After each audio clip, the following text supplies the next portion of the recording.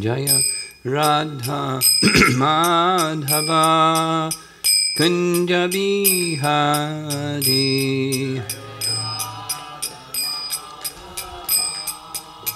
Kunja Bihari Jaya Radha Madhava Kunja Bihari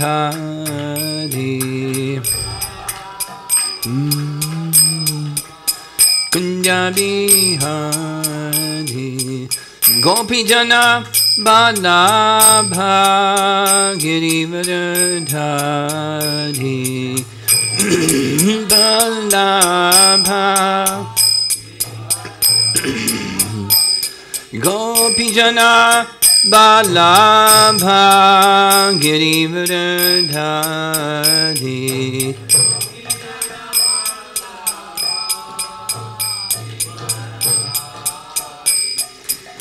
Yasodanandana Brajajanaranjana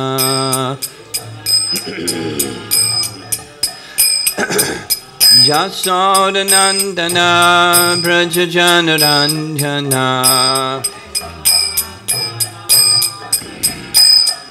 Jamunatira Vanachari Jamunatira Vanachari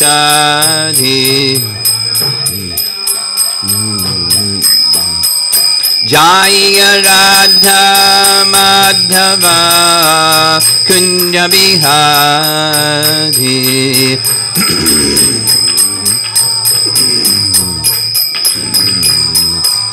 Jaya Radha Madhava Kunja Bihari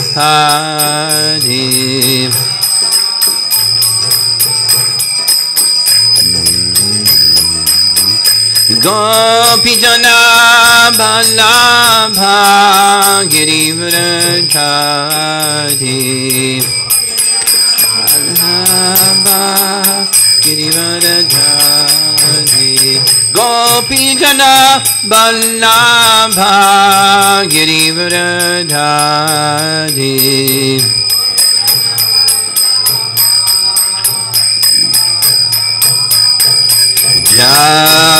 Jasodanandana Brajajanaranjana Jasodanandana Brajajanaranjana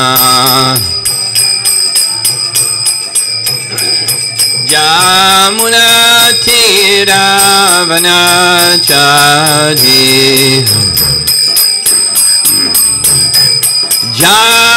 Jamunatira Vanachari Jaya Radha Madhava Kunja Bihari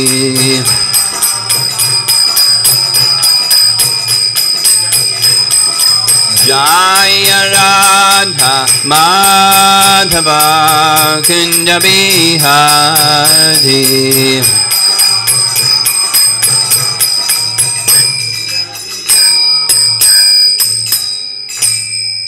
Jaya Vishnupad Paramahamsa Parivijagacharya Astatara Satasri Srimad His Divine Grace A.C. Bhakti Vedanta Swami Srila Prabhupada Ki Ananta Koti Vaishnavarinda Ki Shri Shri Radha Nilamadava Ki Sambhita Bhakta Vrinda Ki Yathai Gaur Premanandi.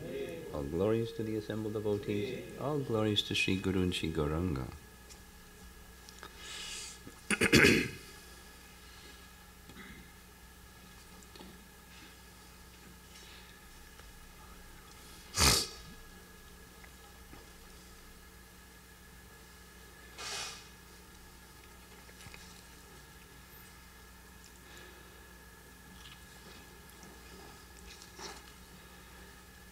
This morning we'll be discussing verses 27 and 28.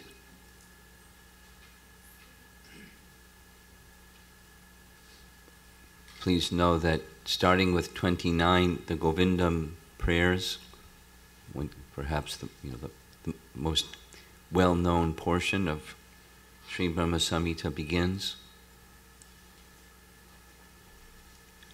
So all of this, these two verses and all that preceded, is to help us understand how Brahma qualified himself, prepared himself to be able to offer such wonderful prayers as the Govinda prayers. Yesterday evening, following the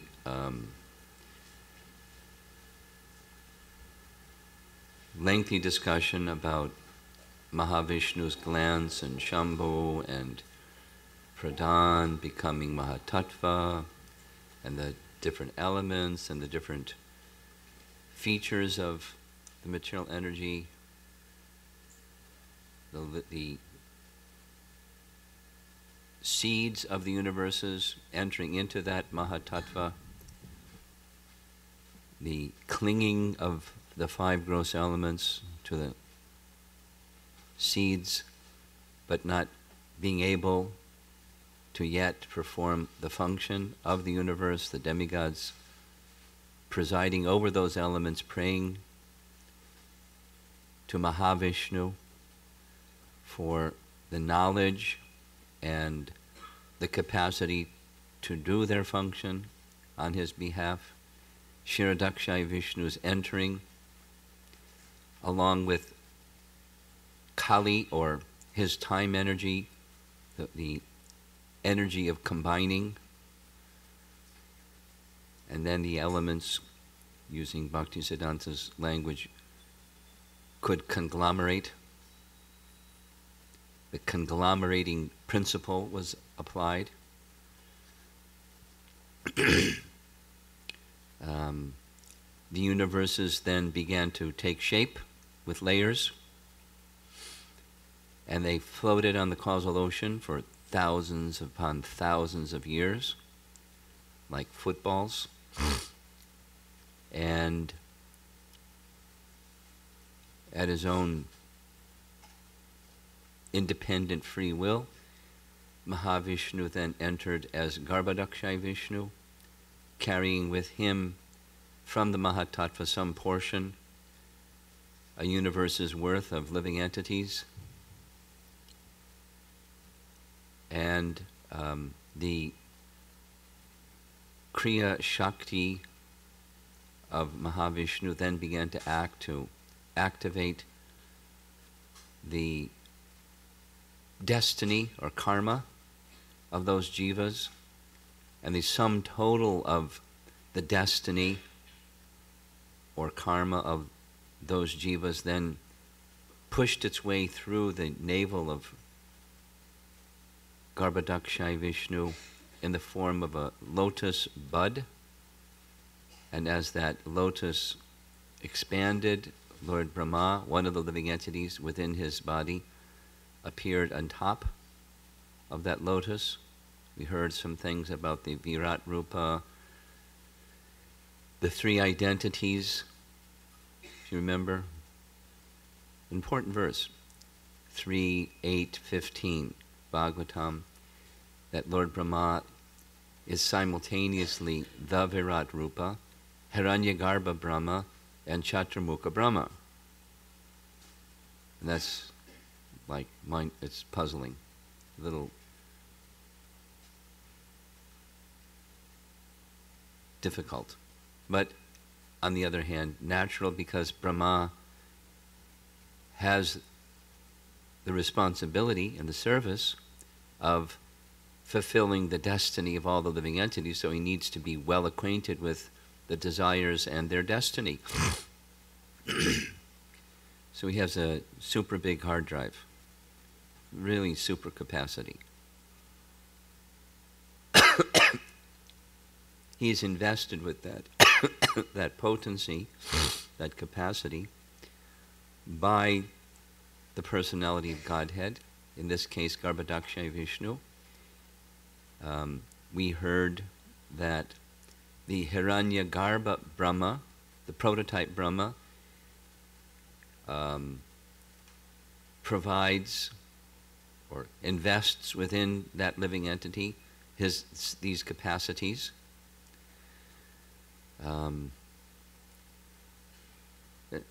And so Brahma is now born and inquiring, self-inquisitive, so to find out his destiny or his identity and his source from where he has come. He climbs down the stem of the lotus, can't find the end, returns back to the stem to perform tapa, as he heard while down the stem. And specifically, he hears the version that we hear in the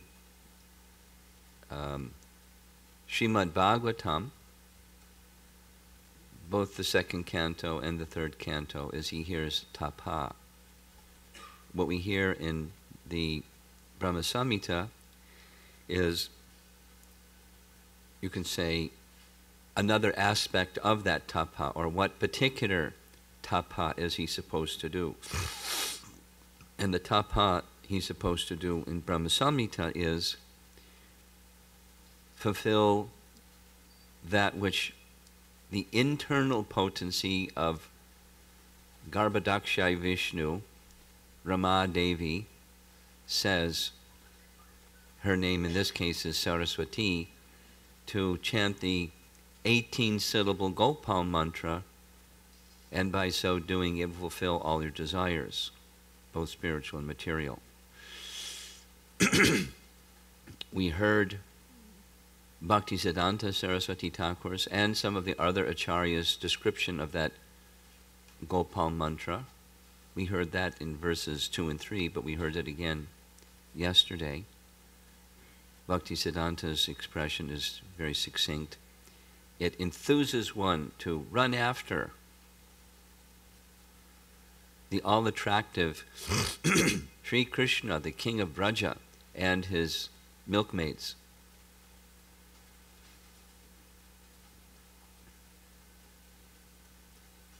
And that brings us up to where we are this morning. So this morning we'll cover verses 27 and 28. And then after breakfast, we're going to skip forward to 56, 57, 58, those final verses.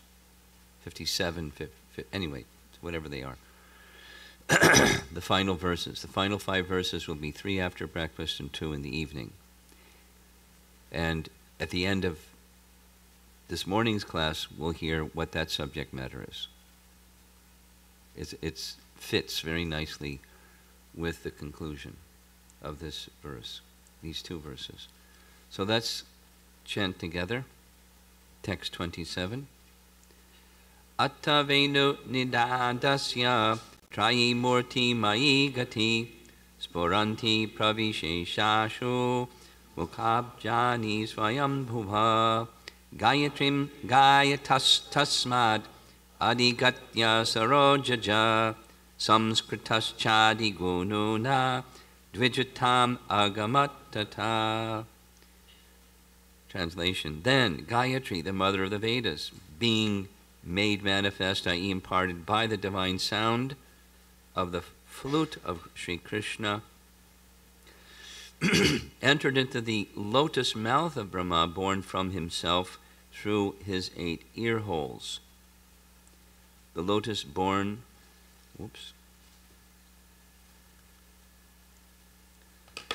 the lotus-born Brahma, having received the Gayatri, sprung from the flute song of Sri Krishna, attained the status of twice-born, having been initiated by the supreme primal preceptor, Godhead himself. Someone was asking, does this mean that Brahma's Diksha Guru was Garbhodakshai Vishnu? Well, it's Krishna himself was his Diksha Guru.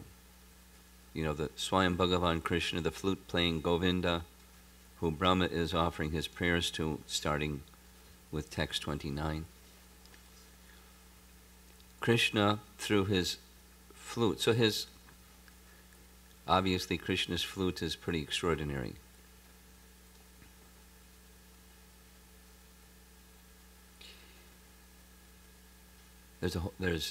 Shiva Ramaraj wrote a whole book about Krishna's flute. Here's some of the things that Krishna's flute does. It's not just a musical instrument that makes notes. It does that. But when Krishna wants to call the cows, some of you have been to Vrindavan, and you've been to this fabulously wonderful place, Ter Kadamba. Ter means call. So Krishna would climb the Kadamba tree. High in the Kadamba tree, he would call the cows by groups. There's lots of cows, 900,000 cows, so they're in groups, and he would call them by name. And he would call them by name using his flute. And they would hear their name being called from Krishna's flute. And if any of the cows were missing, because he had a counterbeats, it had a necklace that he would move like an abacus. He would count the cows as they would come. And if any cow was missing, he would again call that cow by name with his flute. And their ears would stick up in the air, and their tails would rise in the air, and they would moo and come running, hearing Krishna call them by name through his flute. Or we hear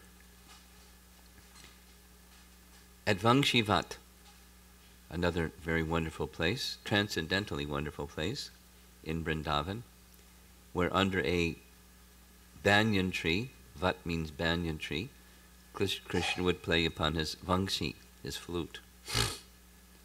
And the description in the Bhagavatam is that the sound of Krishna's flute, when it entered the ears of the gopis, it forcibly carried them to that banyan tree. Of course, they were very willing, but it was that it's Krishna's desire, like from his heart, through the sound of his flute, please come and enjoy rasa dance with me. Forcibly they were carried. Krishna's flute is all attractive. The most attractive of all sounds, our acharyas describe in relation to this particular verse. So when the sound of Krishna's flute entered the ears, the 8 ear holes of, because he has 4 heads times 2 ears per head, his 8 ear holes, from his 4 mouths came this mantra, Gayatri mantra. And it's a specific mantra. It's Kam Gayatri mantra.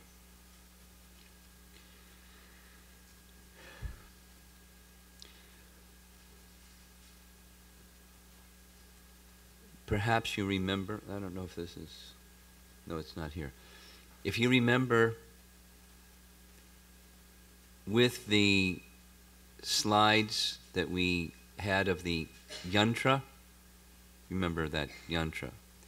So at the very end, number 6 was the transition verse, and there was an image after that that showed text 27, today's verse. So inscribed in that yantra is this Kam Gayatri mantra. So there's that hexagonal interior region depicted over here also. Just outside in that white portion, or not the white portion, around, well, yes, it's in the yantra, that's the diagram that's not this one. There's the red points of the triangles were the residence of the gopis, and then there's in between that blue area that had Kleem. So just outside of that was Kam Gayatri mantra. So in other words, that's inscribed also in the yantra, which Lord Brahma utilized in chanting of his mantra, was the yantra. So depicting Krishna's abode. And the means to access Krishna's abode was through mantra. Okay, so when we heard that description of the hexagon formed by the 18-syllable Gopal mantra, perhaps you recall, we heard that there's 3 parts, or Sambandha, Abhideya, Prayojana. I hope I spoke about that. So Sambandha, that's in the mantra, Kleem Krishnaya, indicating Madan Mohan, or he who helps one to establish a relationship with him, with Krishna. And Madan Mohan is the presiding deity of all the knowledge of the Vedas related to Sambandha, Gyan. Then, Kleem Krishnaya, Govindaya. And Govinda is one who receives our service. One acts within that relationship by serving Govinda. And Govinda presides over the knowledge of Abhideya, Gyan, the knowledge of acting within that relationship, devotional service. So naturally, Rupa Goswami was the worshipper of Govinda, Govindaji, and he taught the science of devotional service. Bhakti Rasamrita Sindhu, all about bhakti. He's the teacher of the knowledge of devotional service. And then Gopi Jana Bhalabhaya, the giver of pleasure to the Gopas and the Gopis, the Gopi Jana,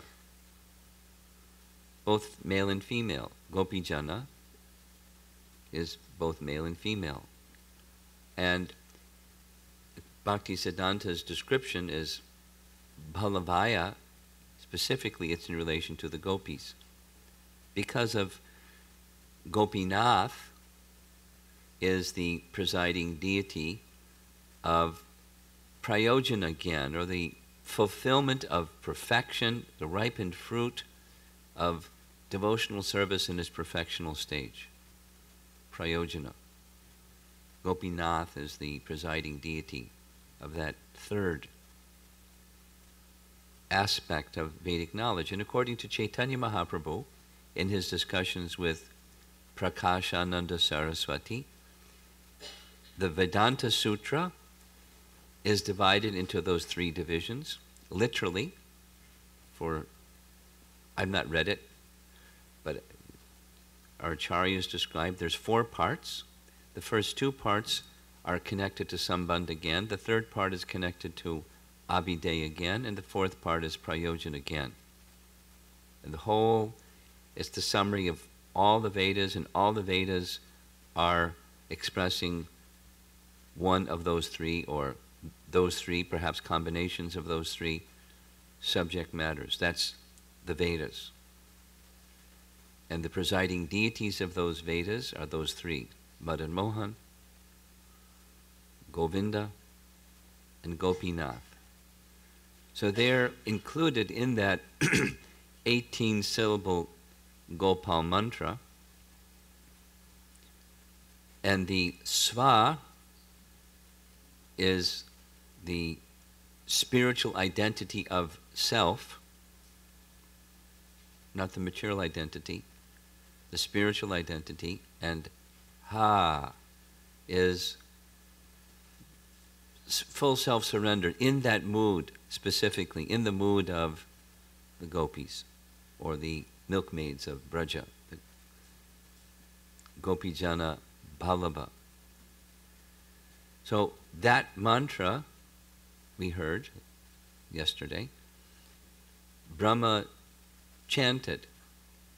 It was his tapa for thousands and thousands of years. Highly qualified. Anyway, we don't have the capacity. He had the capacity, and he came then to understand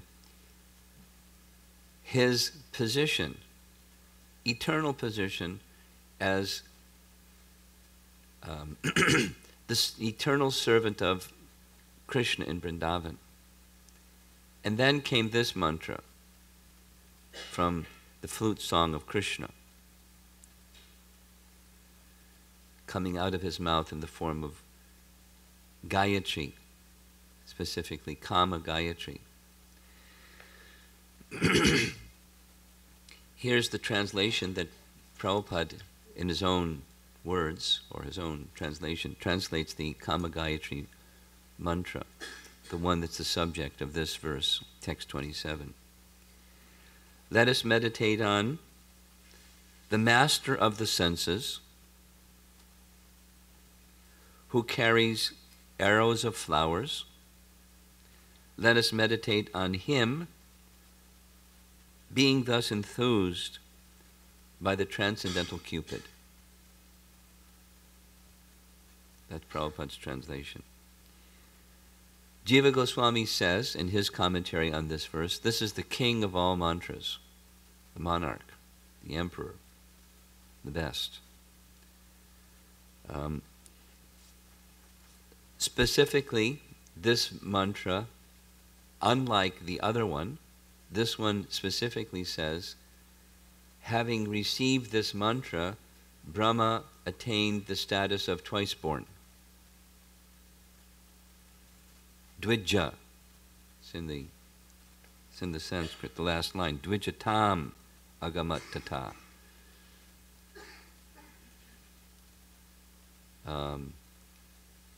So recently I had a discussion, just coincidentally, a discussion with Rabindra Swarup Prabhu about the distinction between the Gopal mantra and Kam Gayatri. He's a PhD in philosophy, so he has that kind of a brain, very refined brain on philosophy. So, and he has an attraction for Sanskrit. He's not a Sanskrit scholar, but he has an attraction for Sanskrit.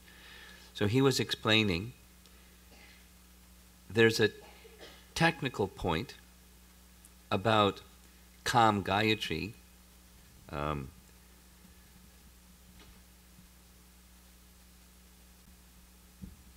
that there's a particular meter and rhythm to Kam Gayatri that qualifies it technically as a Gayatri mantra, as does the Brahma Gayatri mantra. The Brahma Gayatri mantra is well known by so many people, everybody. I've attended functions that are not ISKCON functions, and they're singing Brahma Gayatri, which is something that is not to be done, but they do it anyway. Because these Gayatri mantras are to be silently uttered or murmured, sometimes it is said, for one's own personal benefit, not the other kind, not as in kirtan. But in any case, many people know Brahma Gayatri, and it is formal Gayatri, also found in Rig Veda. And this Gayatri is said to be the mother of the Vedas. Perhaps you've heard that. In Jaiva Dharma, which is a book by Bhaktivinoda Thakur, an amazing book, very amazing book. It's a book in which about 4 other books, it's so-called fiction. It's at least the storyline is fiction. It's 2 young men who live in Calcutta, contemporary to Bhaktivinoda Thakur's time, and they're kind of like, we got a vacation, let's go on a vacation. We heard about this place called Navadvip, let's go take our camera and, go check out Navadvip, kind of a, curiosity thing. And when they get to Navadvip, they hear this uproarious kirtan, and they go, wow. And they enter into the region where the kirtan is, and then there's some discussion, and they ask some questions, and they receive answers that prompts other questions, and then there's further answers. And by that method of question-answer, Bhaktivinoda Thakur is giving a very simple rendering of Nectar of Devotion and Nectar of Instruction, Rupa Goswami's teachings. I forget which books are covered. But it's like a little overview summary of those books. It's not like just high level. It gets into detail and detail and detail and in rasa and very, very profound things. So in one of those sections, there's a discussion about, from Padma Purana, there is a statement that Gayatri is the mother of the Vedas. And starting with that as a springboard, the sages and sadhus at Navadvip, they begin to explain the history of Kama Gayatri. So Gayatri is commonly Brahma Gayatri. So Gayatri Devi is hearing a description in which it is said that all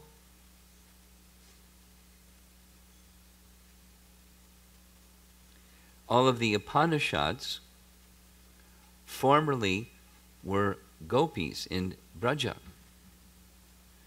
So she then starts to appreciate, wow, if the Upanishads are formerly gopis in Braja, there must be something very special about this Braja. So Gayatri then begins, this is esoteric description, but hang on.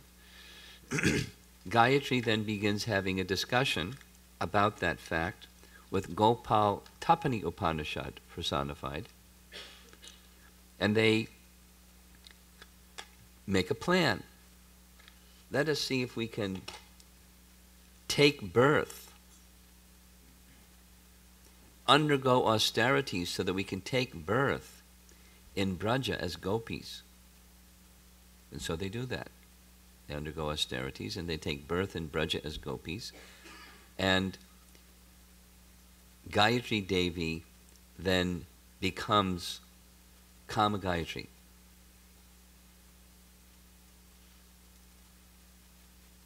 She took the form of Kama Gayatri. So Brahma Gayatri, which many people are familiar with, to appreciate the mood of Braja, became Kama Gayatri after association with the residents of Braja and those austerities. So that's a little esoteric description of the origin of Kama Gayatri, and this Kama Gayatri is then what came from the mouth of Lord Brahma.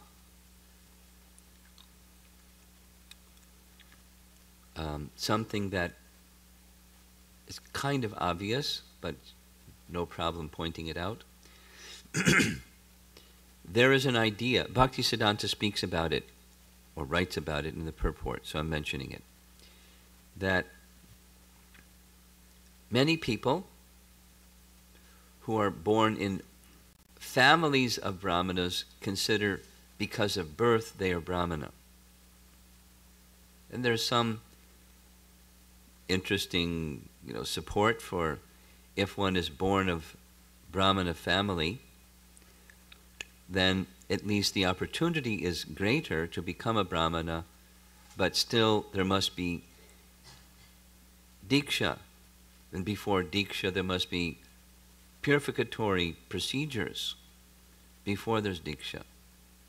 And as you know, the first of the sanskaras or purificatory procedures is Garbhadan Sanskara. And without sanskaras, there's no question of a Brahmana. They must observe samskaras. Because Garbhadan Sanskara is not observed in modern times, children are begotten without that sanskara, therefore the child that is born from such parents is not Brahmana, minus the sanskara. And therefore we have this statement, Kalau Shudra Sambhavan. In the age of Kali, everyone is born Sudra or less, even one may be in a Brahmana family. But even putting that to the side for just a moment, who is the father of Lord Brahma? Vishnu himself. Although he was born of Vishnu himself, he was not considered Brahmana or twice born until he received initiation in Kama Gayatri by Krishna himself. And prior to that, it was tapa. He underwent purificatory practices to qualify himself to receive the Gayatri mantra and then to properly chant the Gayatri mantra.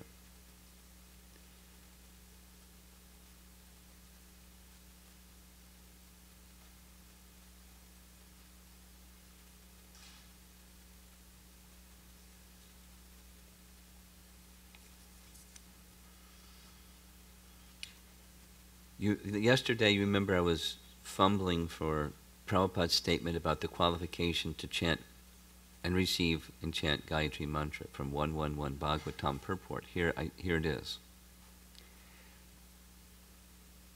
This Gayatri Mantra is meant for spiritually advanced people.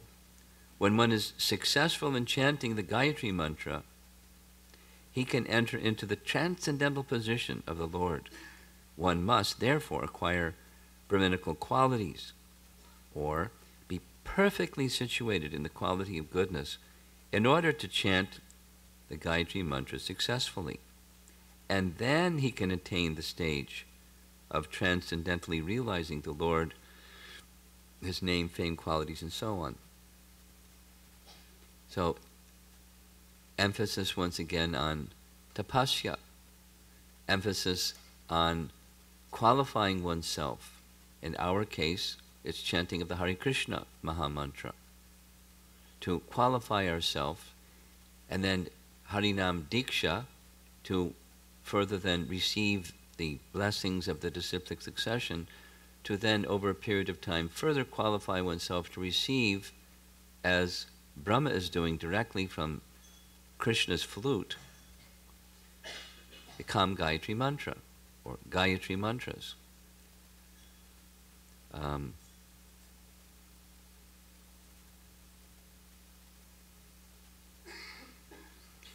Vishwanath Chakravarti Thakur describes this Kama Gayatri in the following way. This is taken from a commentary on Kama Gayatri. He wrote a whole book on it. He wrote the whole book esoterically. He was instructed by Srimati Radharani to do so. I'll explain that in just a moment. But in that book, commentary on this Kama Gayatri, he writes, the Kama Gayatri is a Maha Mantra those devotees who chant it will be born in the region of Vrindavan. So chant that mantra. But qualify yourself to chant that mantra by chanting the Hare Krishna Maha Mantra, like a lot and very carefully. And then Kama Gayatri mantra. He continues, the Kama Gayatri is that Gayatri which has the Kama Bija joined to it. That's Kleem. We discussed that already, text 3. Its worshipable deity is the king of the mellows of conjugal love. That's Gopinath. But in the mantra, it's Ananga, who is Gopinath or Gopijana Ballabha. He's the Ishtadev, the presiding worshipable deity of that mantra. He, the deity of the mantra, is identical with the transcendental Cupid. That's Madan Mohan. Attracting the love of his devotee, specifically attracting the love of his devotee to Gopinath, the Lord of the Gopis, the son of Nanda Maharaj. His abode is Sri Vrindavan. So that's some little excerpt from his commentary.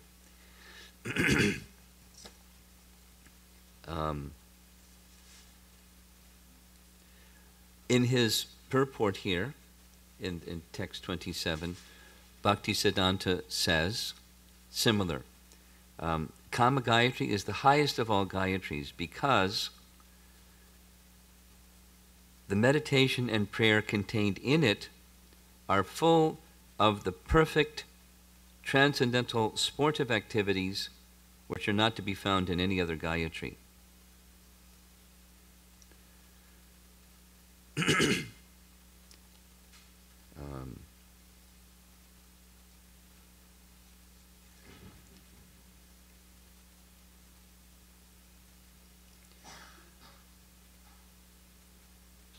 There's 3 parts, the same Madan Mohan, Govinda, and Gopinath.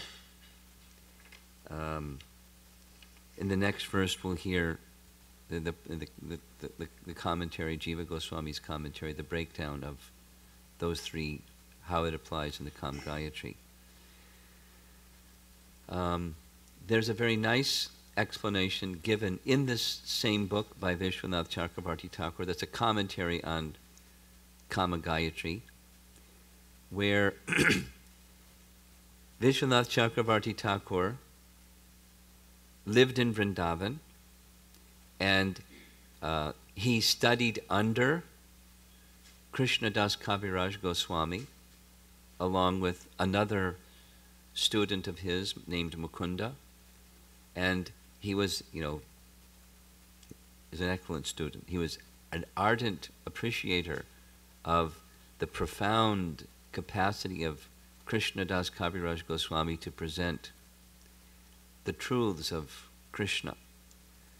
So in Chaitanya Charitamrita, Krishnadas Kaviraj had written a description of Kama Gayatri, and he described it as having 24 and a half syllables. The Gopal mantra is 18. So this was called by him 24 and a half syllables, each of the syllables representing a moon. His fingernails having so many moons, and his eyes moons, and his forehead a half a moon, and etc., etc. So adding up, it's 24 and a half. So reading that and having the ultimate regard for Krishnadas Kaviraj Goswami as one who had the capacity to be in touch with the Supreme Lord enough to understand the features of this mantra as being as parts of the body of Krishna. He then began to contemplate, how is this 24 and a half? Because you can do it yourself. You can count. The mantra is in the next purport, next verse and purport. Count the syllables, and it's 25. But Krishnadas Kaviraj Goswami says 24 and a half. So he was puzzled. But it wasn't just like an academic puzzlement. It was, he wanted very much to appreciate, as Krishnadas Kaviraj Goswami appreciates Krishna, the form of Krishna. You know, he was considering within himself, if I can't receive that which our exalted Acharya wishes to give us, then how will I reach Krishna? So he began to consider and look in different Sanskrit dictionaries. He's writing all this in his book. That's the commentary. And he's puzzled, and everywhere he looks, he can't find the answer. There's like a long description, which I'm not going to read. And then he writes in Hari Namamrita Vyakarana, which is a book by Jiva Goswami, according to Lord Chaitanya's teachings when he was a grammar student in Navadvip as Nimai Pandit. It's a Vyakarana, it's a study of Sanskrit. So you can access the Vedas through knowledge of Sanskrit. But Lord Chaitanya taught it, and then Jiva Goswami wrote it. All the rules were in terms of names of Krishna. So Harinama, Amrita Vyakarana. So in that book, it says that the alphabet originated from Lord Narayan. So there can't be mistakes in the alphabet. And there's a fixed number of letters in the alphabet. There's no half a letter. So he was beside himself. Now I'm going to read translation of what Vishwanath Chakravarti Thakur expressed. Even after studying this explanation from different angles, no definite conclusion could be drawn. At that time, giving up trying to understand it, I stopped eating and drinking. I decided to give up my body. He was pretty intense in pursuing conclusions of the Vedas. So I went and threw myself helplessly on the shore of Radhakund. If the syllables of the mantra defy human reason, how could one even ever perceive God himself? Therefore, it seemed only fit to give up my life. Then, when the second watch of night arrived, I don't know what that exactly means. You know, different muhurtas perhaps, and so through passage of the night, I fell asleep and saw that the daughter of Rishabhanu, Sri Radha, came and spoke to me. "O Vishwanath, O dear one of Hari, get up. What Krishnadas Kaviraj Goswami wrote is true. He is my confidential attendant. By my mercy, he knows all my confidential affairs. Do not doubt his words. That mantra is for worshiping me. Indeed, I am the goal to be known by the letters of that mantra. Without my mercy, no one can understand this. The half syllable is described in a book called Varna Gama Bhasvad. After reading it, Krishnadas Kaviraj wrote about the half syllable. Listen, after you have seen that book, please make a collection of all the evidences regarding the all-beneficial meaning of this mantra. After hearing Radha's words, I quickly regained consciousness, but my doubt continued. So I began to cry repeatedly, alas, alas. Guarding her word in my heart, I strove to nurture it.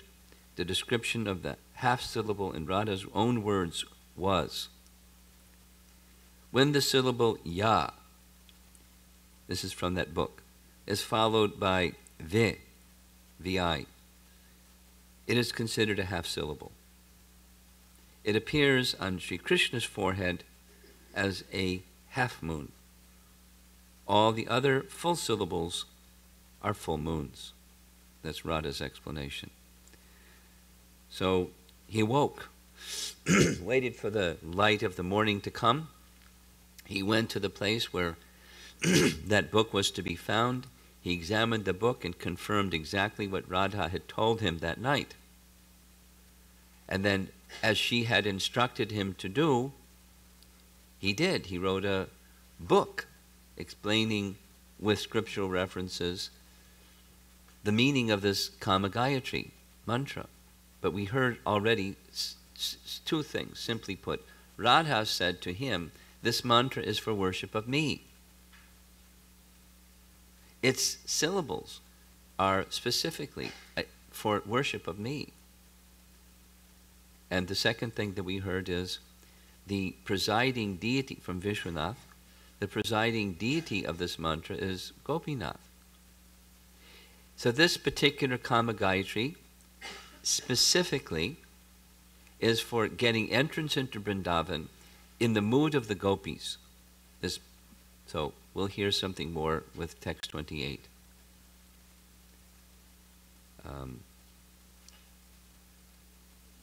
Last thing, a general definition, like a dictionary textbook definition of Gayatri. What's the meaning of Gayatri? Because she protects, or Trayate, the one who chants Gayatam, this mantra, she is known as Gayatri. So, in addition to that entrance, one who chants this mantra is given protection by Gayatri herself, who is the mother of the Vedas.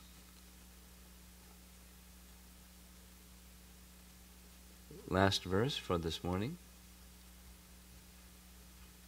text 28. Traya prabodho ta vidhir vigyata tatvasagaraha tushtava vedasarena stotrenanena keshavam. And, there's the translation.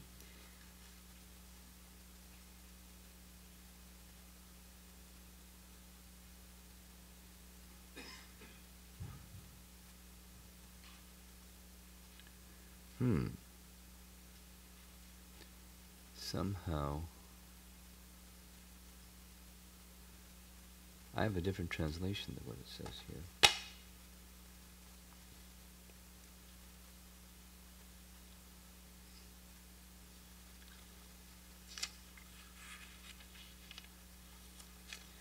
Okay. Enlightened by the recollection of that Gayatri, embodying the three Vedas, Brahma became acquainted with the expanse of the ocean of truth. Then he worshipped Sri Krishna, the essence of all Vedas, with this hymn, stotrena, like a nice biblical term, hymn. Bhaktisiddhanta chose that word, this stotra. So that's the Govinda stotras. This is the connecting verse to the Govinda prayers, the Govinda hymns, the Govinda stotras. I'm going to read just the little first part of Bhaktisiddhanta's purport. Brahma thought within himself, quote, by recollection of Kama Gayatri, it seems to me that I am the eternal maidservant of Krishna, unquote. Though the other mysteries in regard to the condition of the maidservant of Krishna were not revealed to him, Brahma, by dint of his searching self-consciousness, became well acquainted with the ocean of truth. So this is Brahma's initiation, making him twice born from the body of Garbhodakshai Vishnu, or the lotus from his navel, and then initiated by him, twice born.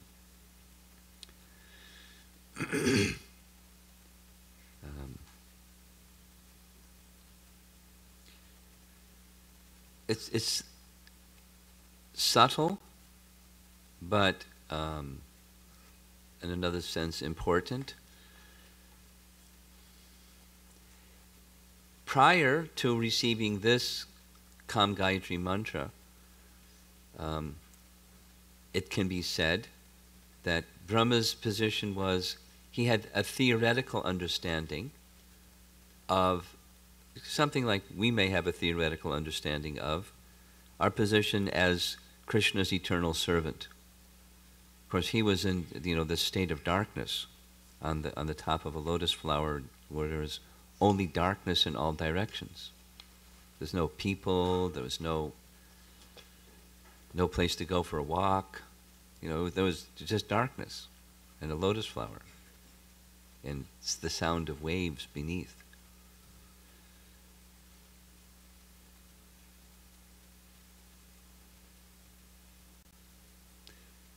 From that, he realized his identity as an eternal servant of Krishna. But the details of that was not yet known. From the chanting of this mantra, specifically in Bhaktisiddhanta's language, he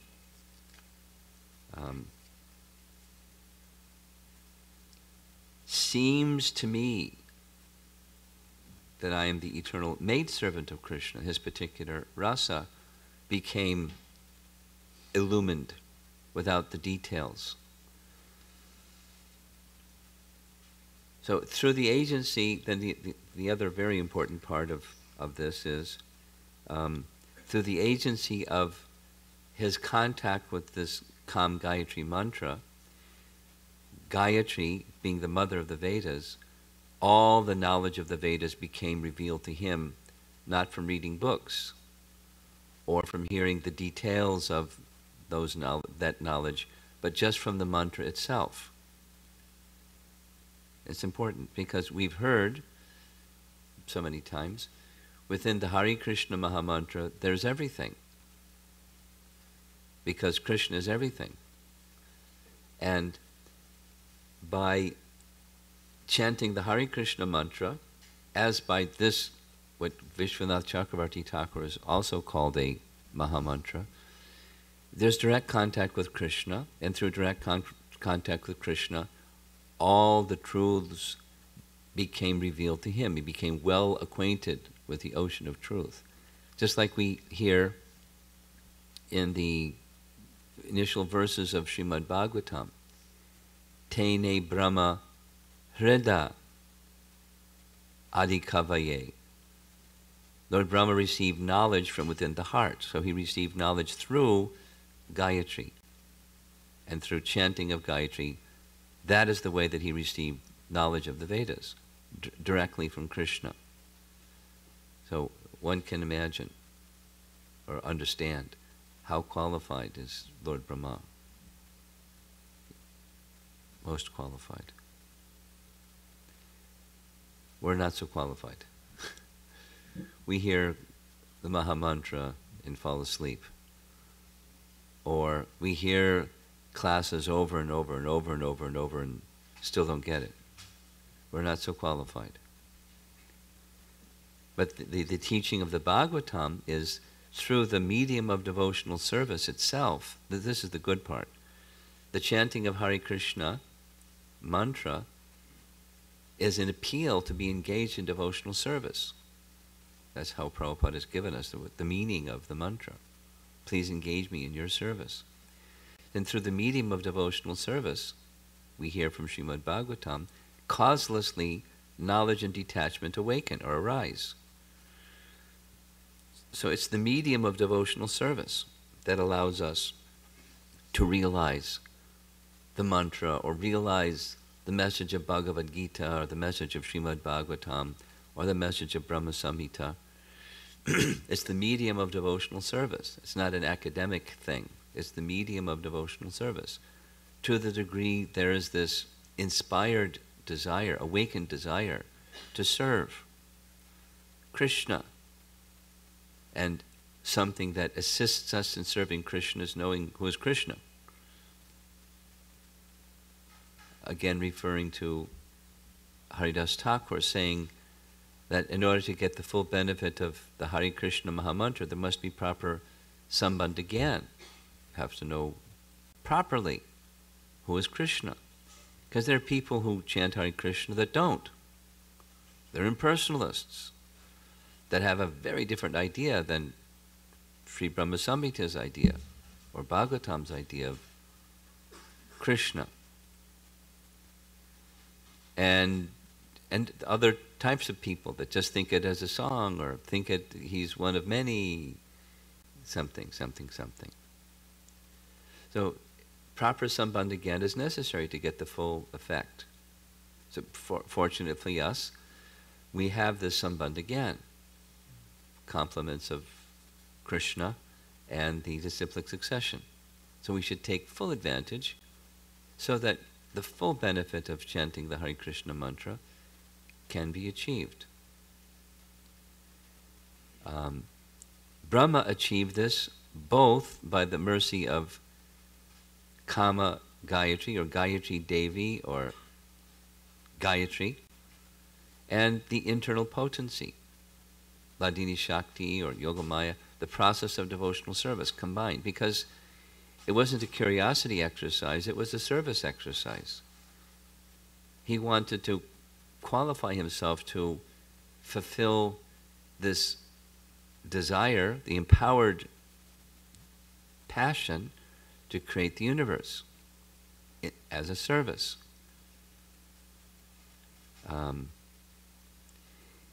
Here's a verse in purport in that section in the 3rd canto, chapter 9, where Brahma is being instructed. Here's the translation, 3.933, and then Prabhupada's purport. When you are free from the conception of gross and subtle bodies, and when your senses are free from all influences of the modes of material nature, you will realize your pure form in my association.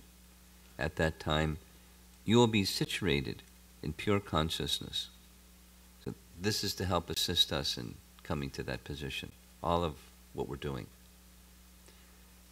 Prabhupada's purport reads, in the Bhakti Rasamrita Sindhu it is said that a person whose only desire is to render transcendental loving service to the Lord is a free person in any condition of material existence.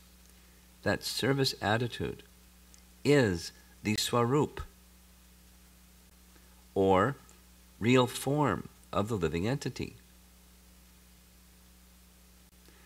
Lord Sri Chaitanya Mahaprabhu in the Chaitanya Charitamrita also confirms this statement by declaring that the real spiritual form of the living entity is eternal servitorship to the Lord.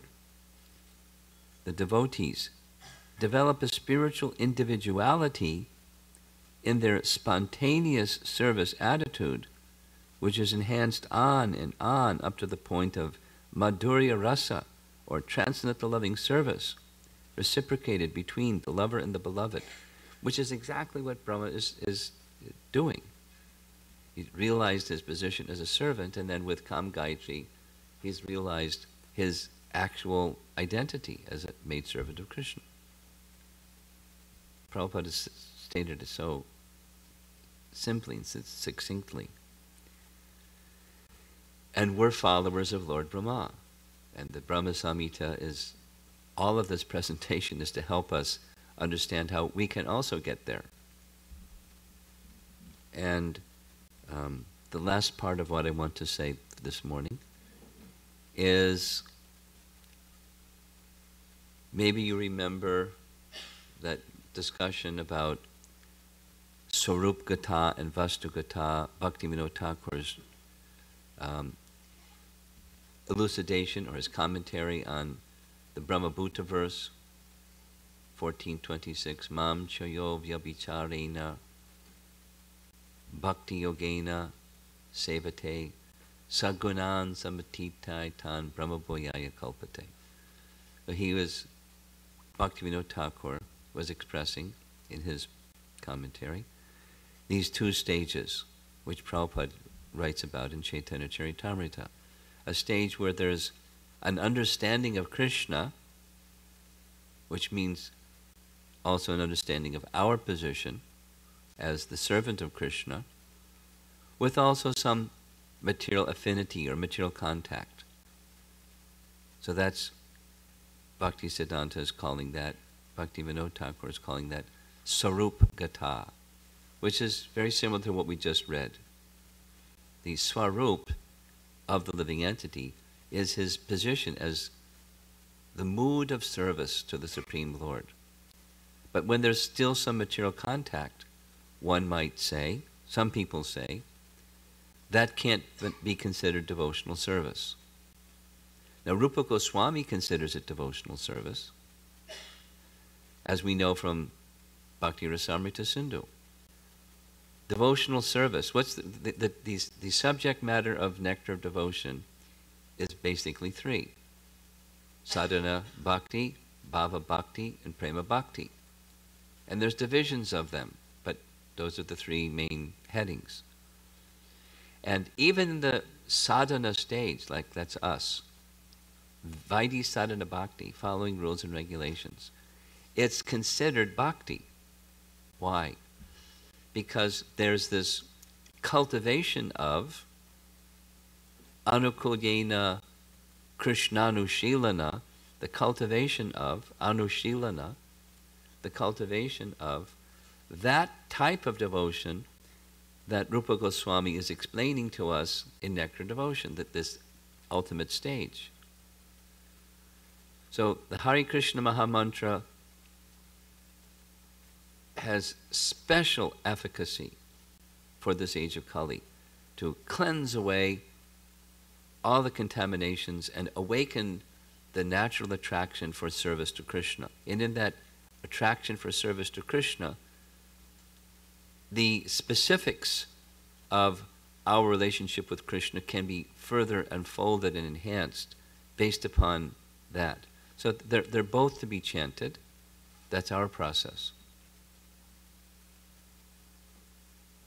Now, a little bit of the science of why that is our process. But we find ourselves in the following dilemma. We have still affinity for enjoying some aspects of matter and the material creation and things around us. And it inhibits our devotion. But we know what to do because we have this affinity for matter. So that question is the subject that we're going to be discussing after breakfast. It's where those verses, starting with text 57, where after hearing all of the Govinda prayers, Govinda recognizes that Brahma still has some affinity for matter in the form of creating the universe, which is fine because he's invested with that potency, Shrishti Shakti, to do that creation. But how to not have that affinity impede our progress in devotional service? So that's our subject matter. After breakfast, and then again, the concluding verses for the Sunday program, and I think that's something our Sunday group can handle, because it's relevant for everybody. How to progress in spiritual life, how to go from Sakkam Bhakti to Nishkam Bhakti, basically.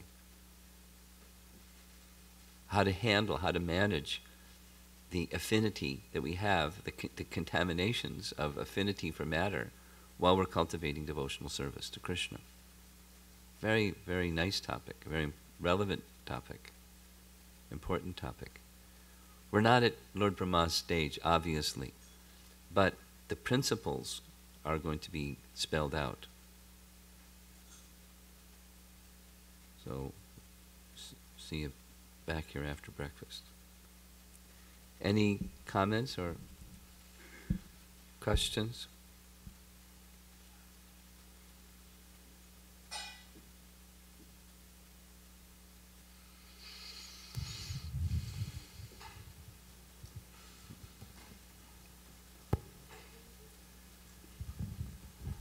Hare Krishna Maharaj. Thank you so much. Maharaj, I have a question about the Gayatri Mantra. Right from the childhood, I have heard Gayatri Mantra means Om Bhur Bhuvasvaha Tat That's Savit. Brahma Gayatri. Okay. This is a different Gayatri. Kama Gayatri and Brahma Gayatri. They're two different Gayatris. Okay. They both qualify to be called Gayatri. They have an adjective. Brahma Gayatri, Kama Gayatri. But Brahma chanted the Kama Gayatri Mantra. Who did? Brahma. Lord Brahma chanted Kama Gayatri Mantra. Yes, he did. Okay? Thank you so much, Maharaj. Okay.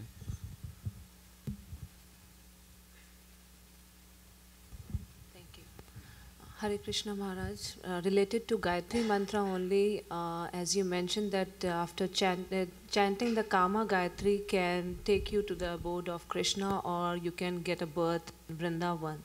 So the Gayatri Mantra which the initiated people chant, will that also have the same potency? Or? It's one of the mantras that we receive. It's there. But it's Yeah, different. the answer is yes. Yes. And it is different from the Lord Brahma's mantra. It's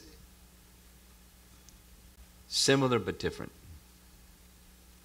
Okay. And my second question is, I've been thinking about it, but I'm not sure, because yesterday we discussed that the karma of the living entities is used for the stem of the lotus flower. Yeah. Now the whole planetary system is based on the karma of the living entity, and we know from Gita that karma is not eternal. And why this material thing is used? It's a material creation, but everything sounds very spiritual. Garbho Dakshaya Vishnu and Lord Brahma's had direct contact with Krishna, but then also for to hold that lotus flower, the karma of living entity is used. I'm trying to understand your question, but I'm not sure what you're asking. Even I am not sure, but this thing is troubling me. Even I am not sure So about the question. let me respond then with something. Let's see if it helps. When you carefully read, let's say, Canto 2, Chapter 1, which is, the subject is the universal form, Virat Rupa. It's described there and elsewhere as imaginary.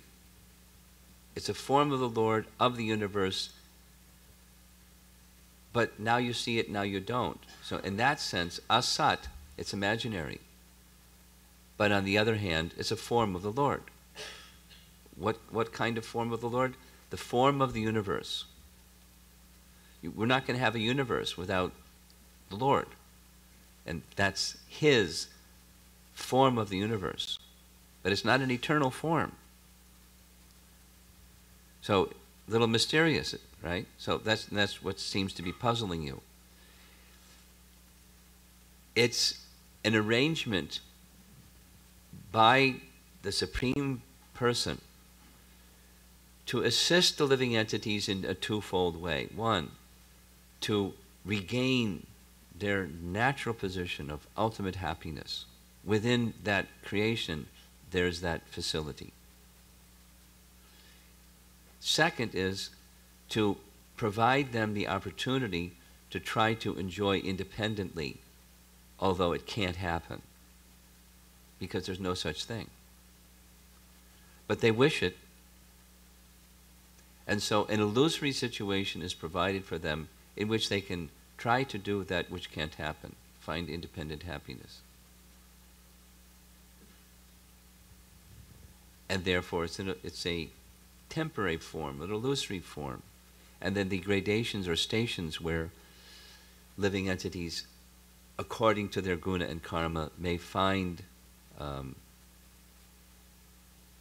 the opportunity to be an enjoyer, but it doesn't happen, is within the universe. And there's a universal form. That universal form is a place, well, it's Brahma receives the impression of, it's like a blueprint, a contractor has a blueprint to work from.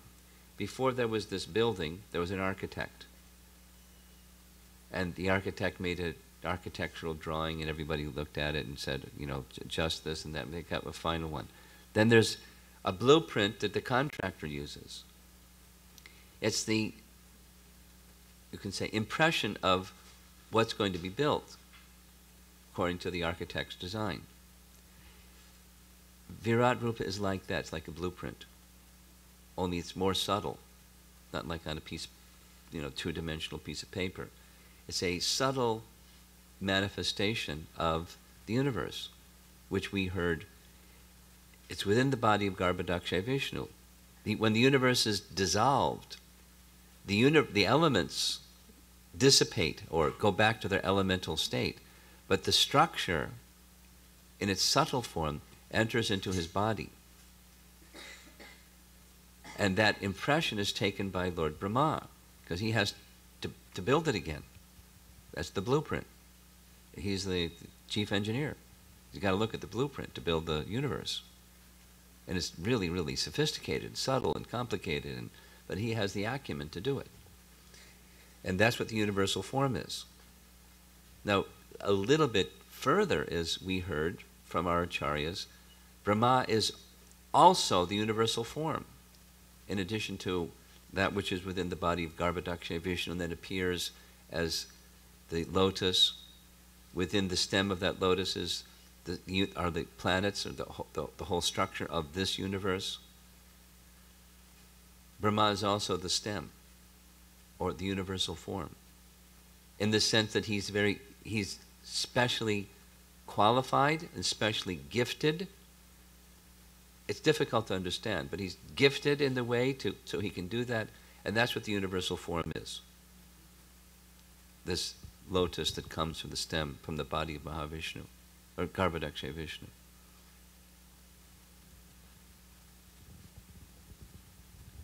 Thank It's you. subtle and not easy to understand. But these are things that our acharyas have described. Yes? There are two questions online, Maharaj. First is from Monica Mataji. She asks, what is the difference between Paribhasha Sutra and the Chaturshloki verses of Bhagavad Gita and Srimad Bhagavatam?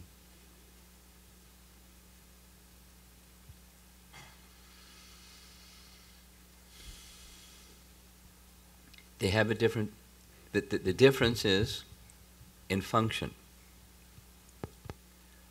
Rather than, well, I suppose to give an answer, I could just repeat or a number of the things that we said according to Jiva Goswami, what constitutes a Paribhasa Sutra. But different from what Paribhasa Sutra is, there are essential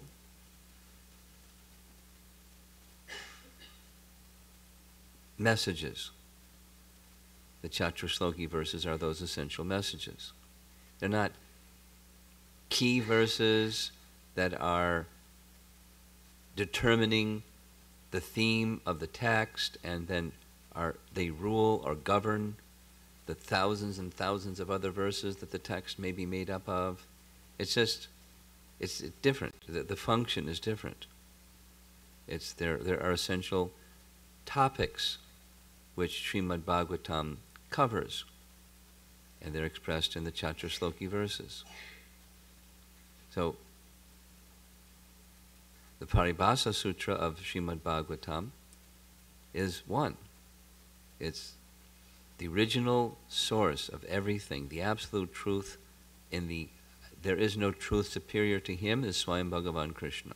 That's Paribhasa Sutra. that's really sutra-like. Okay.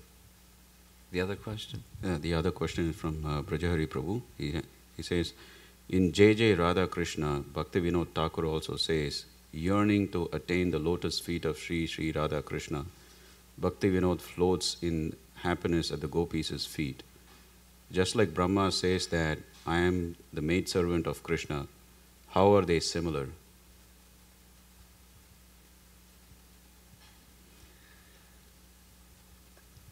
It sounds like he's answering his question within the question. They are similar. One author is expressing this way, another author is expressing that way.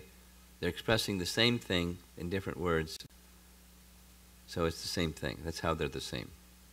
Just expressed through a different voice, a different author. Anything else? Yes? There's one more question from Kasturi Manjari Mataji. She asks, I have a question about Sambandha Gyan. Properly understanding Sambandha Gyan, does it mean to realize my constitutional position as servant and Krishna to be the source of everything? Will Yes. this realization automatically come by executing devotional services, or one should specifically follow something? Well, it's if one understands that by following the process of devotional service includes hearing Bhagavad Gita and Srimad Bhagavatam's message carefully, then the answer is yes. If one thinks, well, I just follow devotional service, I'll offer my food to Krishna and perform arti and clean the temple, and I don't really pay attention to Bhagavad Gita and Srimad Bhagavatam's message, I just do devotional service, then not very likely. I mean, if one is qualified like Lord Brahma, sure, but for the rest of us, that part of hearing message of Krishna and about Krishna is where we get Sambandha Gyan. And it's realized through the medium of devotional service.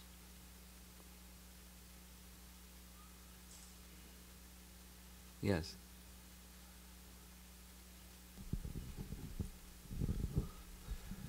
Hare Krishna Maharaj. So I'm clarifying what I wrote in my book, just a notes. So the very first Brahmaji received the he received the Gopa mantra from the Saraswati Devi. Yeah. Then second he heard about the tapa word. No. So Not and then it's not separate. it's not separate. No. In other words, I'll just clarify.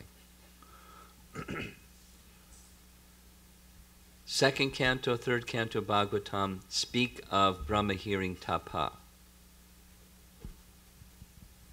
Brahma Samhita speaks of his hearing from Gayatri Devi, from Saraswati. They're the same. Specifically, in Brahma Samhita, the tapa that he was to perform was chanting of the Gopal mantra. That was his tapa. In the Bhagavatam, it doesn't specify what was his tapa. One can interpolate and understand. He chanted Gopal mantra. That was his tapa.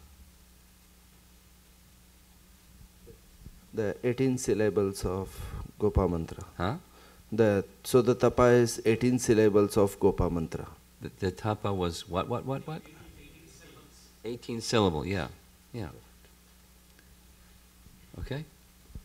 And I think I'm going aggressive on that part. So once Brahmaji received the Gayatri mantra as an initiation, then afterwards he transferred to the Narada Muni, and Narada Muni gave it to the Vyasadev to write. Like that. That's correct. Yeah.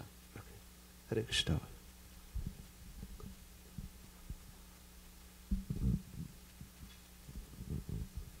We're okay? Yes?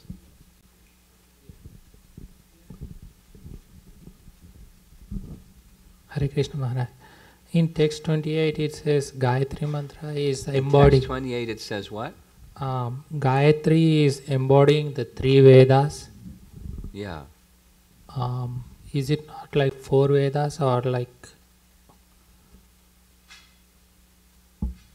You want the clarification of why Yes. 3 instead of 4? Yes. Radha Krishna, you want to help me with this one? My recollection is the Atharva Veda is when Vyas divided the Vedas into 4, and there were principal portions, and then there's other portions, kind of like auxiliary messages, something like that. And so, when it's speaking of the 3 Vedas, we can understand it means the 4 Vedas, because that 4th Veda is the auxiliary portion, something like that. Radha Krishna? Yeah, I think it's inclusive. Huh? Inclusive. So 3 means also 4. Yeah. So I just gave it some detail, but 3 means 4. Consists of 2. I just don't recollect.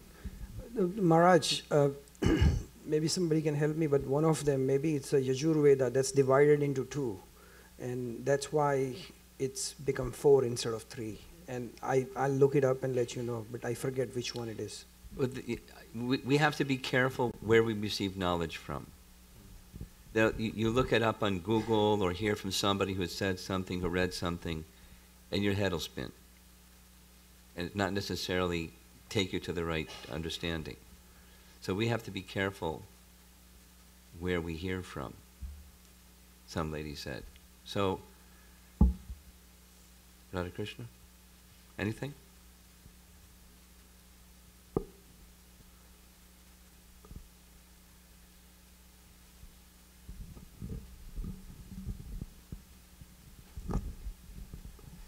Dandavas Maharaj. So when I was growing up, my grandmother gave me a mantra, and I didn't know what it was until I heard your lecture yesterday. The Klim Krishnaya Govindaya Gopi Janavallabhaya Swaha. So is it okay to continue to chant that, given that now I'm in this devotional line?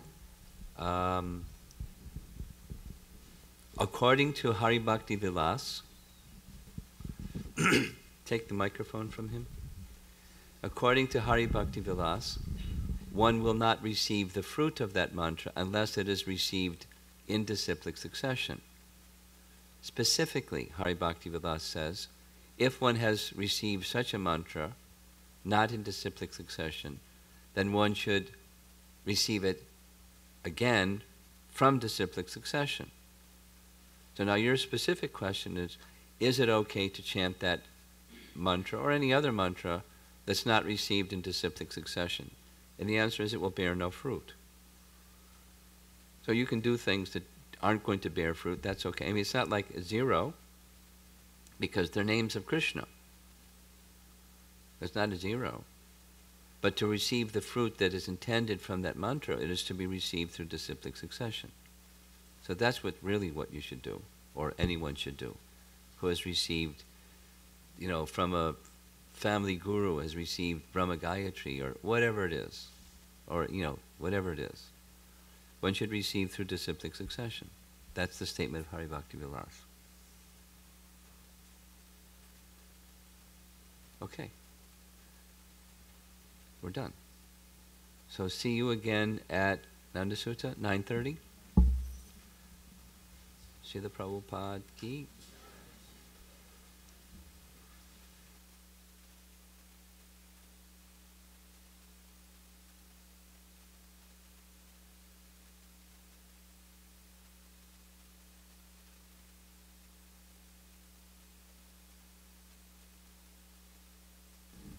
Before coming here to Seattle, I was in Vrindavan. Made a little stop in Chicago on the way here. And I brought some Mahaprasadam from Vrindavan. And I'd like to distribute it.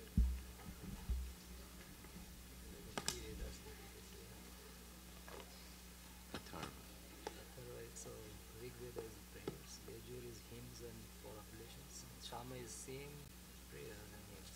We need those verses.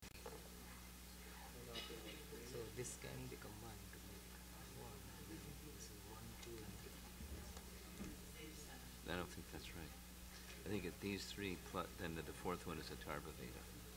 Yeah, totally 4. I don't want to discuss it right now. I'm going to hand out Prashad. Just set it down.